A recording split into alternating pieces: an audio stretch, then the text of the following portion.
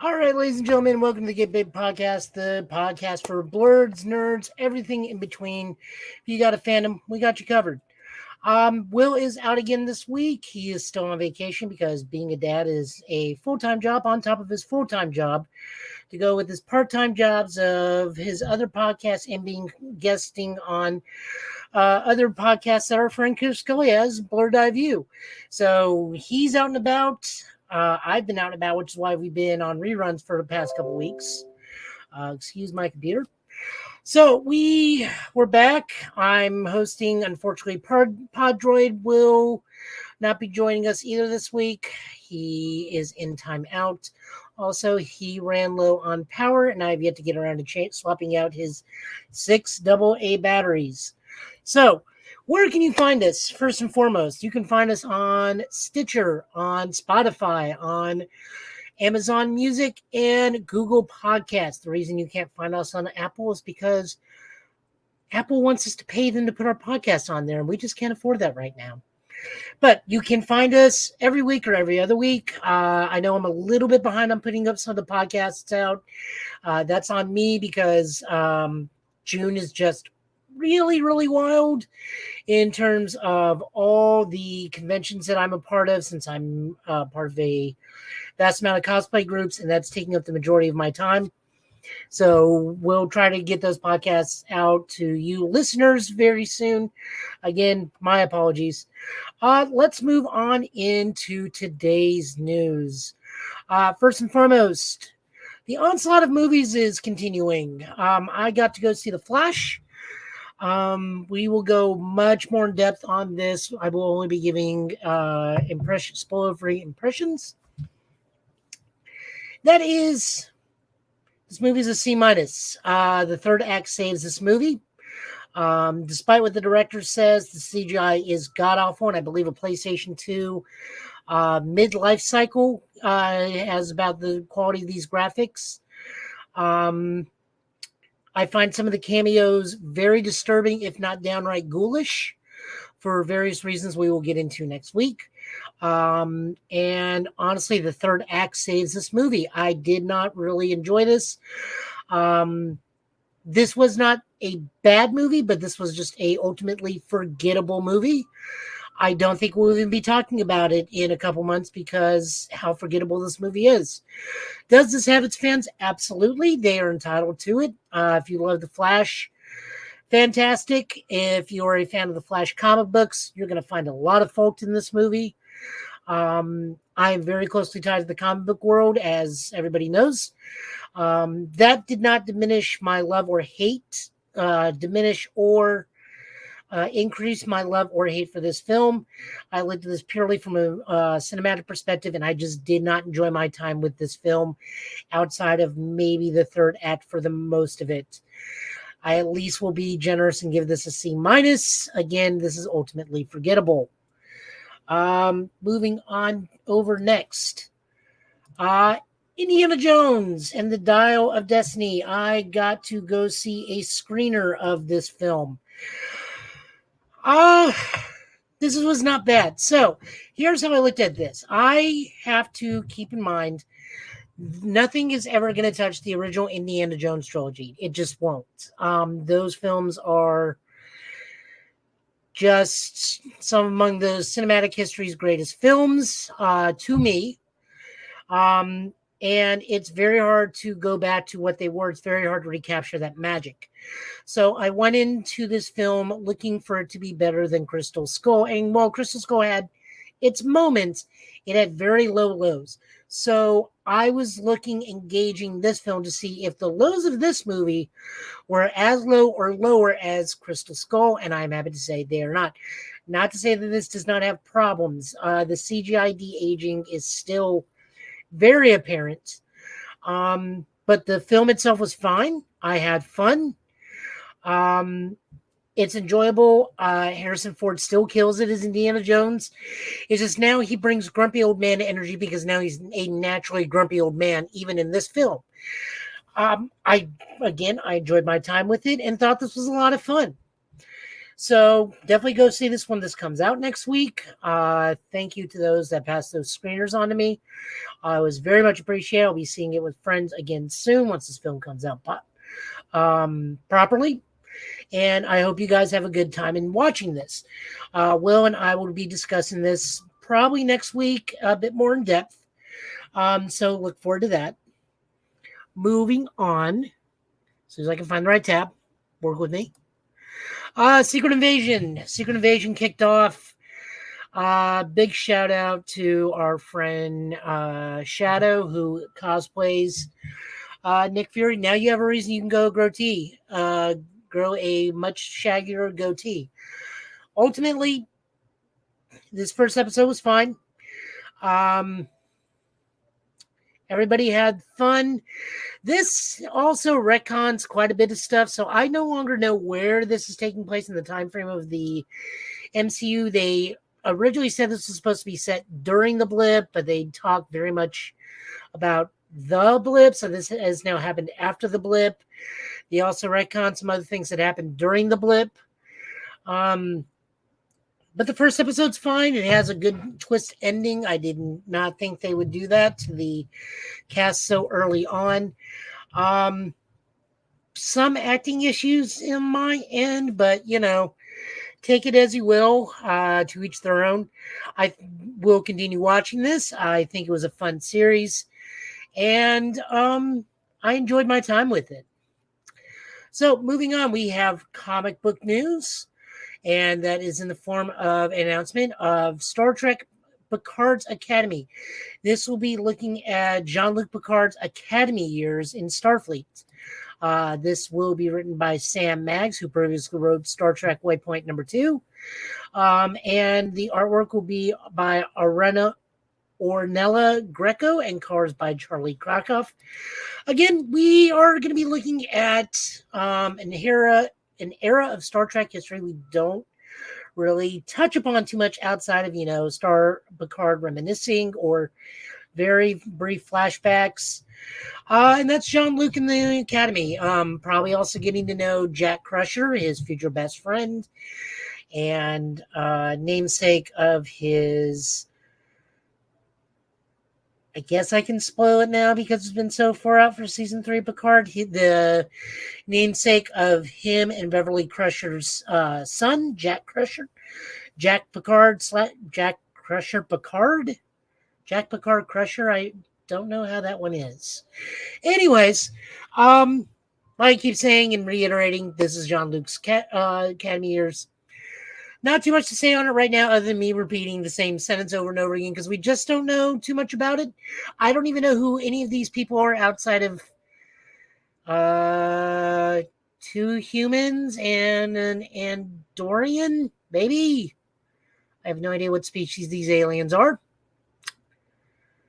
Moving on over, Invincible Iron Man and X-Men. This is part of Fall of X. This is the marriage and wedding of Tony Stark and Emma Frost. Lots to say about this, but first and foremost, we have a big art issue here because somebody who's dead, Miss Marvel, has appeared in this cover, and everyone's like, well, that's an issue. So this doesn't come out to September, so there's a possibility that Kamala could be resurrected in there. We also need to keep in mind that this is a full piece of cover art, and this is artist interpretation, and this was done months ahead of time, even probably months before Marvel said kill Kamala Khan so we can bring her back and make her comic even more profitable with the movie coming out. That being said, this kind of shows that Marvel doesn't quite have a direction of what's going on at the moment, because that's a big whoopsie that Kamala's right there on the shoulder of stature. For me, my favorite part right here is someone still drew Polaris not giving an F and still having a cup of flat white even during this wedding. And of course, Jean and Scott, and Jean is just squeezing the crap, or Scott is still squeezing the crap out of Jean's hand. If you joined us last time when we talked about Scott, he was ready to take a break with Jean and get with Emma, and Emma just told him completely off. Now, what do I think about this in the long run? Ultimately, This is fine. Marvel has a habit of they love weddings, they hate marriages. DC, on the other hand, no problem with weddings. Have a problem with weddings, no problem with marriages. So, what do I think this is? I think this is if it is a proper wedding in a marriage, there are several scenarios. So, first off, Emma can have a telepathic relationship with anybody she wants. She did it with Scott, which is how Jean found out that Scott was cheating on her with Emma. Was, while not physically, was mentally through a telepathic relationship. We don't know if Emma's been seeing Tony for years telepathically, possibly. So that could be where the relationship comes from. My end on this is I believe this is a wedding of convenience. And being why that is right now, if you've been reading X-Men, they just ran into Stark Sentinels. Who knows Stark tech better than Tony? So Emma could be willing to marry Tony for the fact that she'll have full access, being Mrs. Stark, to all these tech plans, leading into structural weaknesses of the Stark Sentinels, as well as boosting Krakoa itself and its people through Stark technology. Tony, on his end, currently does not own Stark Enterprises, but because it has fallen into some Chinese mutant dude. I don't even know the name. I'm not reading Invincible Iron Man at the moment. He's the angry dude who wanted to terraform Mars and then got shut out when the mutants decided to just do it themselves. So Tony's company owned by that guy. So what Tony gets out of this marriage, aside from saying he's married to Emma Frost, is that he gets Emma's business connections and wealth and loyalty of her companies, which he can use to slowly probably buy back Stark technology from the dude who currently has it. This is not a marriage of love. Let's be real. Unless it does take the route of Emma's been in a secret telepathic relationship for Tony for years. This is a marriage of convenience for wealth, connection, and gathering of technology. Let that be said there. So, what information do we have on this? So, Marvel itself has put out. This will be happening in September. This will be a 2-part series of Jerry Duggan, and with art by Stefano Caselli and X-Men 26. And looks like written in art by Juan Ferregi in Invincible Iron Man, as well as stunning covers by Lucas Wernick. This goes into what I said. The attire is all Hellfire. Orch is afraid to follow. You know, the normal fare for whatnot. Duggan goes on to say neither a married type, the what's why it works, and this is how it works. Is as much fun as whether marriage works or not. We need to be seen to be believed, and you have to buy to find out. Pretty much saying this is the wedding is probably just a farce and a cover for both of them. Invincible Iron Man, excuse me, I am wrong. Invincible Iron Man is also being written by Jerry Duggan with art by Juan Ferregi. So we'll check that out when the time comes. This is September. We got a bit of a ways off. Again, those are my thoughts on it. I truly do believe that this is a marriage of convenience, not a marriage of love. Now, shifting over, we got quite a bit of videos this time around. Hopefully I do this right. I did not have a good time last time with the audio for videos, so please bear with me in making sure I do this correctly. First off, Marvel just put out today the official trailer for the Fall of X, meaning the Krakoa era is officially coming to an end.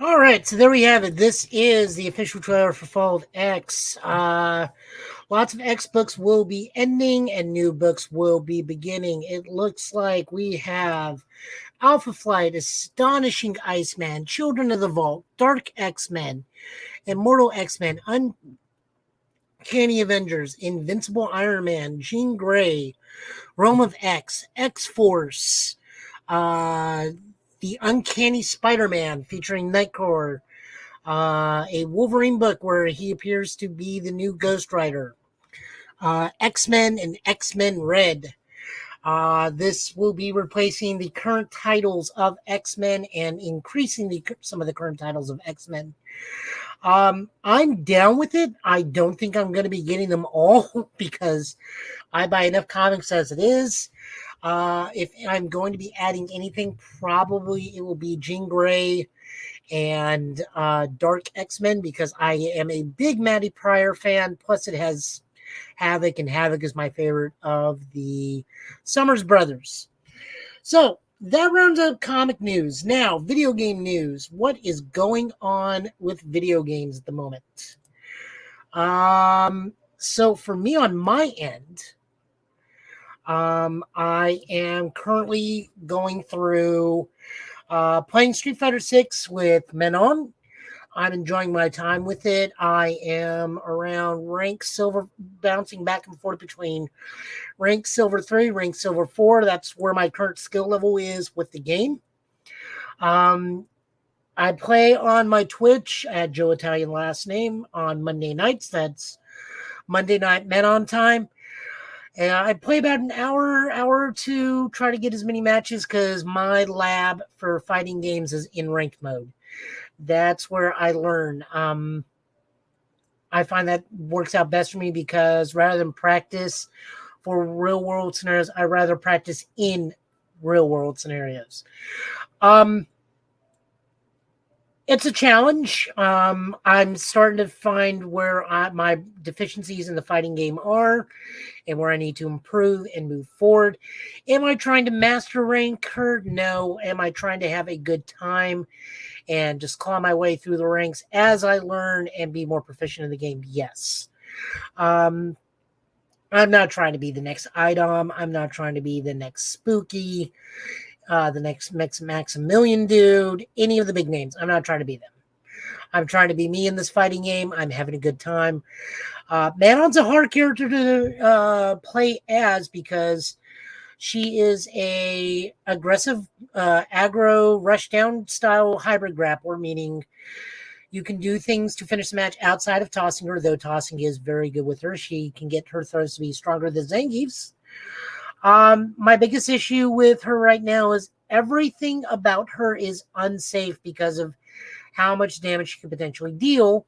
So the majority of her stuff on block is negative. So for those of you unfamiliar with fighting games, what that means is if I get anything blocked, I take a ton of damage because my character's recovery to get back into a normal stance takes longer than most characters because everything is just negative. So I have to very carefully coordinate attacks, toss out as many pokes as I can, try to get as many attacks to hit, and then move into combos. And with Manon, that's just very hard to do. I just don't have that skill level yet. I'm getting there. It's a slow grind. And like I said, I don't go into practice mode. My practice mode is just rank match. So I am learning as I fight, that's how it just works for me. I can't be those guys that sit in practice mode for hours and then go into rank match. I'm going to sit in rank match and learn trial by fire all the way through. It's worked out for me so far. I'll learn my matchups better, learn what to do, get better. Thankfully, I'm not one of those people that get very angry with video games or fighting games. I don't get salty. I don't get upset. Every loss to me is a learning experience, and I'm here to learn.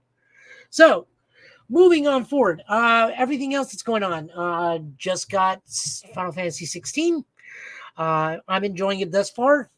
A lot of cursing. This was very inspired by Game of Thrones during its time in development. So much of the F-bomb in this game. So much. But that being said, it's got Torgal, which is adorable. So, what else is going on? Honestly, not too much. I have just been out and about with my various cosplay groups because conventions are in full swing, and as it usually is in summertime, I am thankful to take a break this week and just chill. I really need it. I really, really need a break. Other news. We are going to hop back into other news because that's enough me time. Nintendo had a direct this week.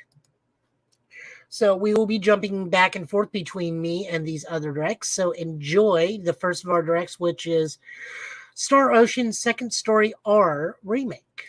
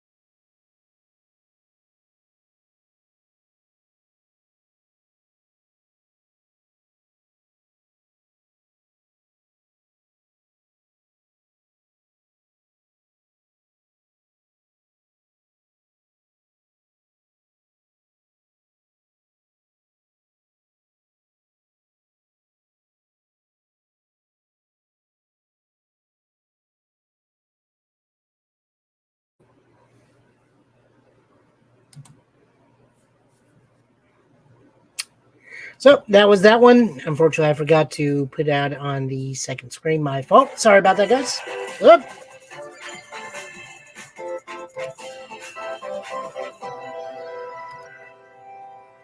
You get out of here.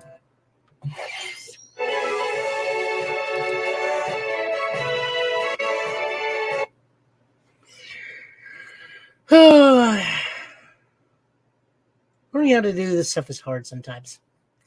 Sorry about that. So, Star Ocean, Second Story R. I will definitely be getting it. I'm a big Star Ocean fan.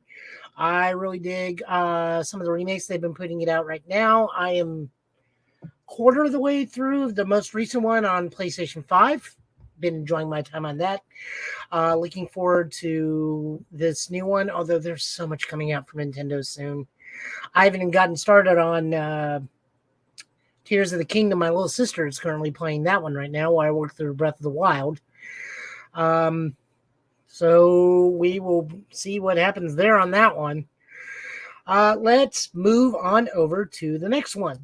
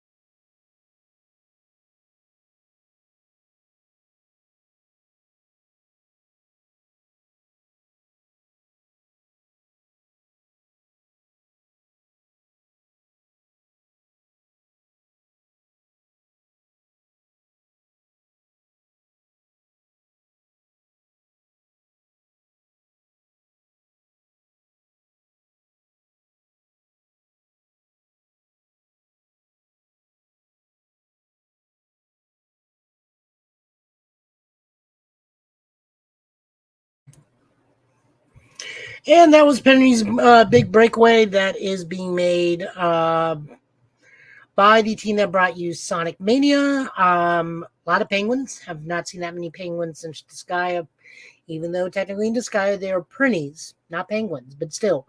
Lots of penguins. I approve. I'll probably be getting that too because that looks super fun, and Sonic Mania team definitely knows what they're doing when it comes to making games.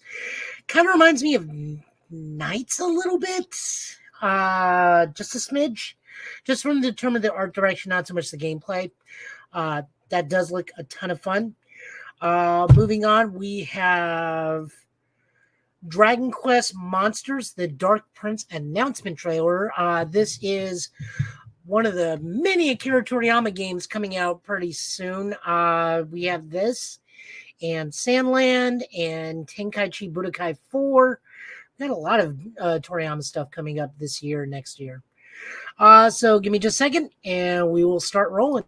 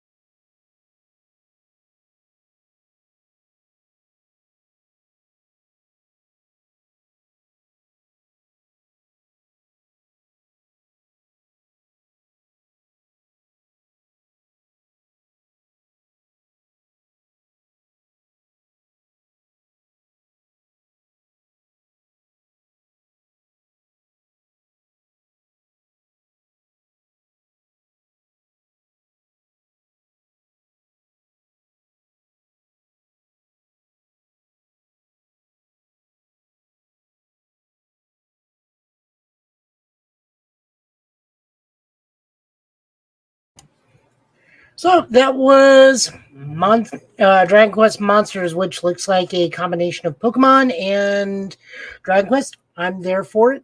I will definitely be getting this. Also, I believe it takes place in the Dragon Quest 3 world? Question mark? Dragon Quest 3, maybe? I think that's what the hero was from that one. But it does look like you get to be the son of the Demon King in this world and try to usurp him. Things go bad. You get cursed. Can't hurt monsters. Tame monsters. Be the greatest that there ever, like no one ever was. And then do some kind of Monster Rancher kind of stuff by fusing monsters into new monsters. Or raising monsters from baby forms into adult forms. I mean, I'm there for it. Almost all the Dragon Quest offshoot games are fantastic. So I am really going to be looking forward to this one. I'm a huge Dragon Quest fan, guys. Like, fantastically huge Dragon Quest. I have been playing them since 5. I've even had the patience to get all the way through 7. That was a chore. Ultimately good in the long run, but man, do you got to have patience for 7. My favorite is 5, which is like the generational one, and 11, which is the most current one, and 8, which is the one everybody loves by default because that's the one they grew up with if you're a US player. I prefer 5 because that was the one I grew up on. I still play it on my DS as much as I can. So that being said, Dark Prince, looking forward to it. Moving on over, something we did not expect to come back, and that is a mouse that loves coffee.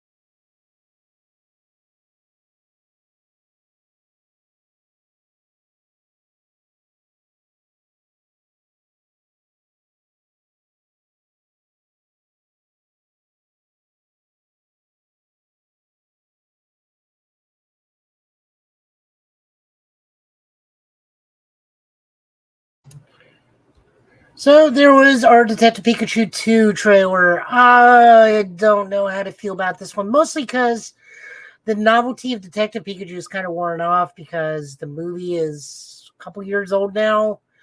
The original voice actor for Detective Pikachu is back, although a lot of people have nostalgia already for Ryan Reynolds voicing the Pikachu. And furthermore, the mystery for Tim Goodman's dad has already been revealed in the Detective Pikachu movie. So they don't plot twist that thing hard. Um, don't really know what to say about that one.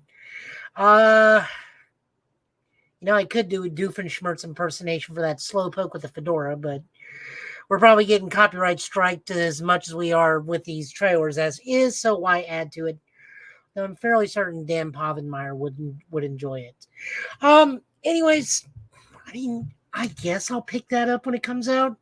I played the first one, had good enough time with it. The world is endearing, I guess is the best way of putting it. The more updated Pokemon are in it. I'm fairly certain the Mimikyu has a long rap sheet of murder and keeps getting away scot-free. Um, I said I guess I'll get it. It's just one of those. I think the novelty is really worn off for Detective Pikachu. I think its time has passed and it's taken too long to come out. Hopefully, it sells well. Let's move on to the next thing.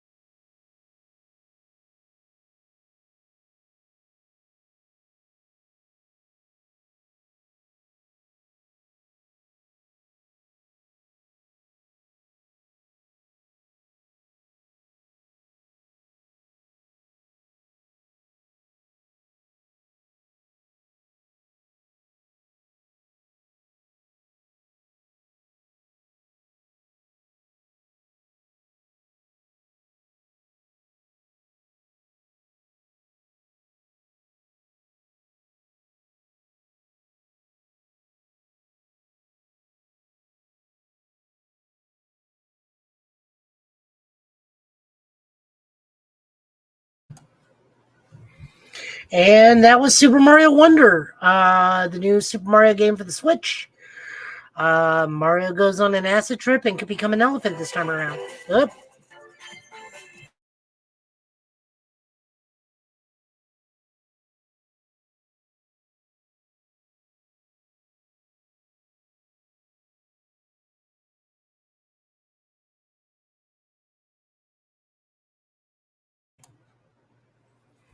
Not fool, getting me a second time, Nintendo. So, anyways, as I was saying, new Super Mario game. Looks like you can play as Mario, Peach, Toad, Luigi, and Daisy. So 5 character choices. Also, how strong is Daisy that she can push back a whole pipe being pushed by a sumo Koopa? Good lord. Luigi has good choice in women if she's that physically strong. Also, it kind of makes sense considering Daisy is Luigi's girlfriend. Anyways, so it's a Mario game, so we know it's going to be fun. Will I be getting it? Maybe. I don't really have anybody I can capitalize on the co-op with, so there's that. Mario games are very straightforward. Rescue somebody from Bowser, rescue a kingdom from Bowser, rescue a princess from Bowser, rescue something from Bowser. I'm hoping this is gonna be like Super Mario World 2, or not World, Super Mario Brothers 2, where you can choose anybody. Of course, I'll be picking Luigi. The whole water flower, acid trip flower thing looks interesting. Don't know what Mario's going to be doing as an elephant. That needs to be explored a little bit more. We'll see Mario transform into other things. I think he was a spike ball for a little bit. Other things. It certainly looks fun. It's just Mario Brothers are very just straightforward games. You know what you're in for as soon as you see it. Final trailer for the night. We are going to be looking at something that I have waited 27, 28 years. Anyways, an RPG that has been first and foremost something very beloved to me and my little sister, as well as many people. It was possibly the first RPG many people ever played, and we'll be getting a full remake as we take a look at Super Mario RPG.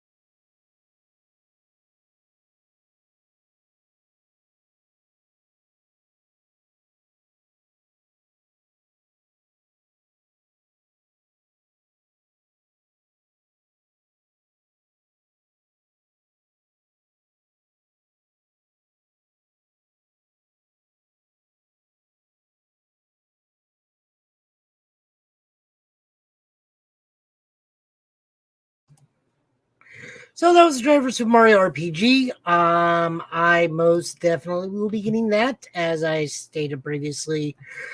We are rather, I have really, really enjoyed that. I cannot wait for that game to come out. That seems going to be such a fun game. Um,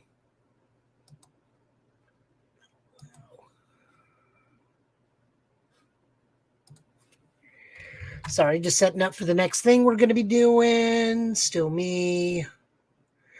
Um, right. There we go. So, as I was saying, Super Mario RPG, the fact that we're getting a full remake is amazing. I did not think that we would be getting that. When I first saw it, like many, I thought, oh, cool, the eShop's getting Super Mario RPG, or the Nintendo Online finally got worked it out, and we get an RPG over there. Um, the fact that we're getting a full remake is very exciting. We know where the cutscenes are. Actually, I had a little talk with my sister about this, and the one thing we really hope is the secret Final Fantasy boss, which turns out to be Terra's dad from Final Fantasy VI. Hopefully, that's still in here as the super hidden mega boss. Yeah, I'm really looking forward to. That's probably going to be my go-to game for this winter. I know it won't be a terribly long RPG, but still, it's going to be fun. And I'm just really looking forward to it. Like I'm really not saying too much about it because I know if I do, I'm going to spoil a lot. Because that game got played to death in this house between not only myself and my sister. We're looking forward to finding all three of the legendary items again. Running around with Malo and Gino. You Super Smash Brother guys, congratulations. This is the closest you're going to get to a playable Gino. Hopefully they keep in a lot of the other Nintendo cameos. If you know where to look, they're in the game. And that being said, we're going to be wrapping up the show. We're going to head into our comics and pull this to a close. So let us share the books. So first off, we have Nightwing issue 105. This is written by Tom Taylor with art by Bruno Redondo and colors by Andreno Lucas. This is this is the start of Nightwing's newest arc where he is now fully aware of Heartless.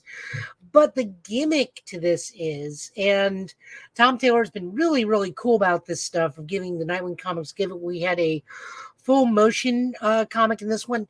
This issue is totally told from the perspective POV of Nightwing himself. So we are always seeing the comic through Nightwing's eyes. I think this is a really fun issue. It's a lot of fun. Lots of fun comedy bits in here between Dick and Barbara. I just really enjoyed my time with this book. Cannot recommend Nightwing enough. If you're not reading it, find where Tom Taylor starts. I think the first trade is already out. Start reading it. It's so much fun. Moving on over, we have Dawn of DC Superman Volume Issue 5. This is written by Joshua Williamson with art and cover art by Jamal Campbell and lettering by Arania Meyer. So this continues from where we left off last time where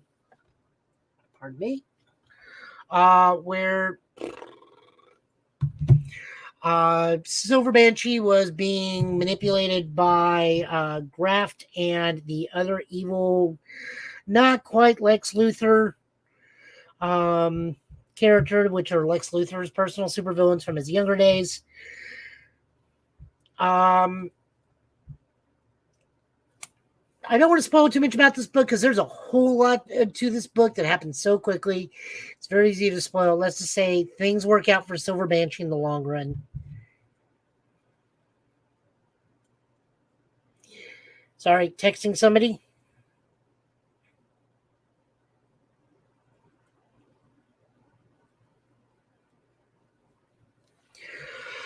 As I was saying, sorry, very important text.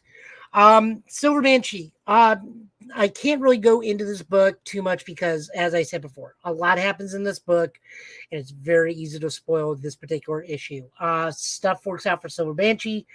We learn more about the two new mad scientists that are not only Lex Luthor's rivals, but Superman's new villains for this arc.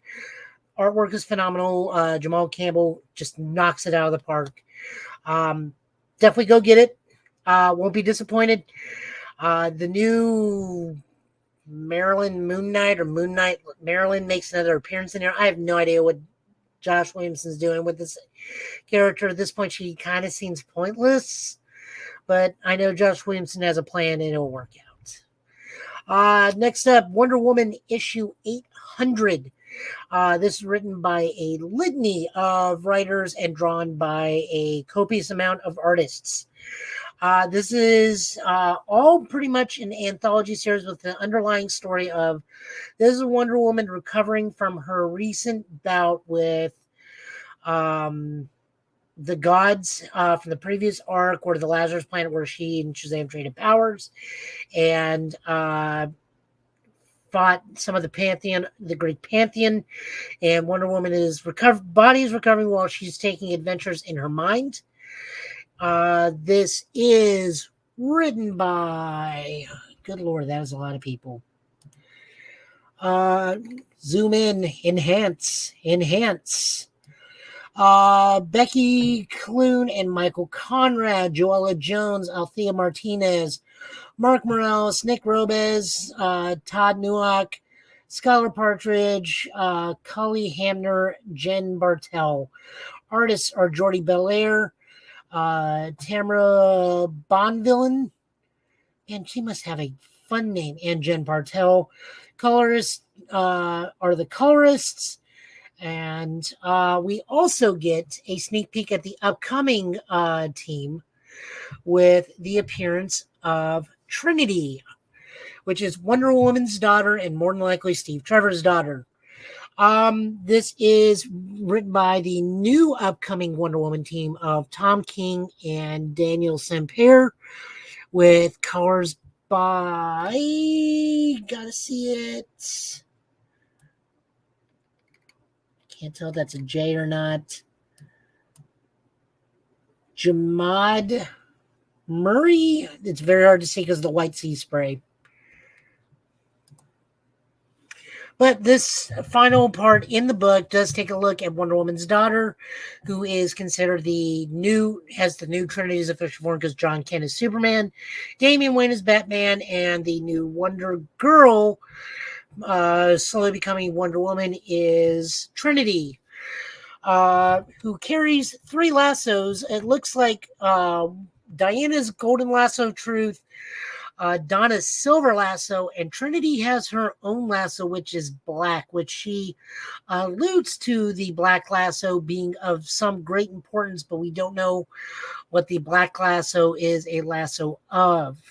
So, kind of hard to see on that one.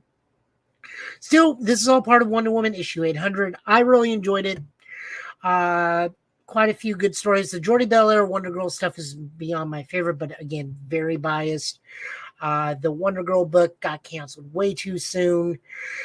Jordi Belair continues to make that book gorgeous whenever she draws it. I always have to reread anything she draws at least twice because I'm not paying attention to the story. I'm just looking at the art. In this case, again, same thing. I had to reread most of this book twice.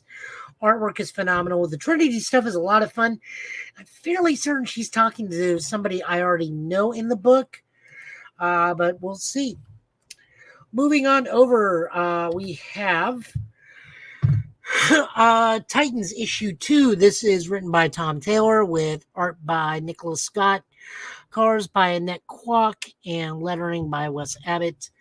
The Titans are currently investigating the murder of Wally West, but it turns out it is a future Wally West as Wally pops in, and things are afoot as the Titans must stop a natural disaster, but keep Dick keeps Wally behind because Wally potentially could have died at this point.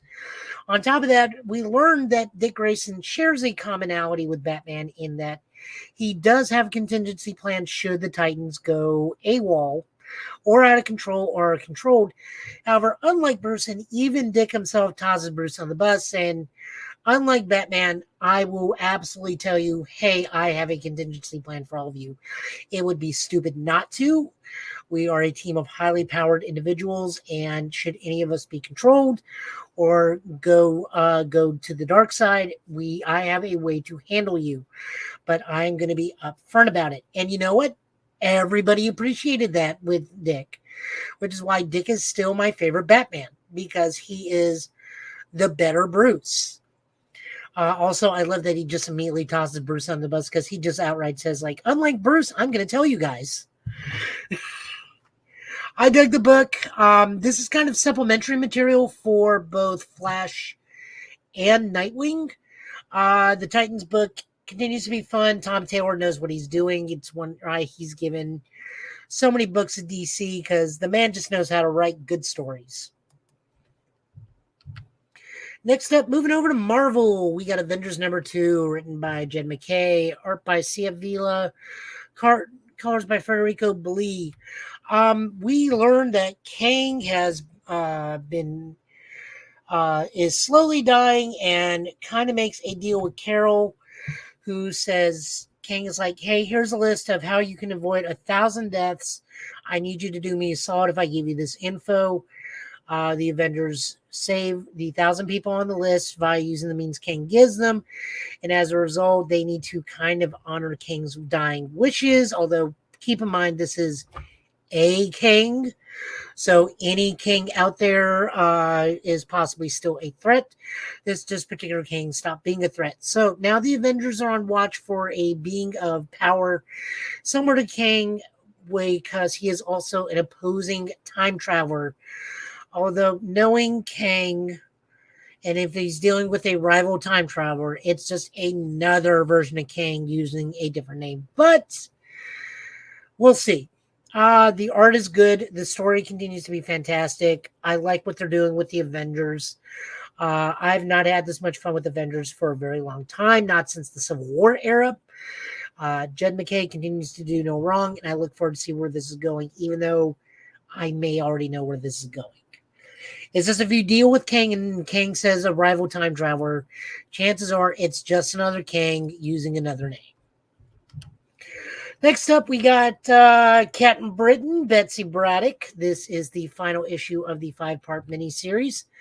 This is written by Tini Howard with art by Fosco Georgiev. I'm sorry if I'm mispronouncing that. Eric Arcanaga. Again, I apologize for name mispronouncement. Is our colorists. This just finishes out the Captain Britain run from Tini Howard, which really started as the newest version of Excalibur. Betsy and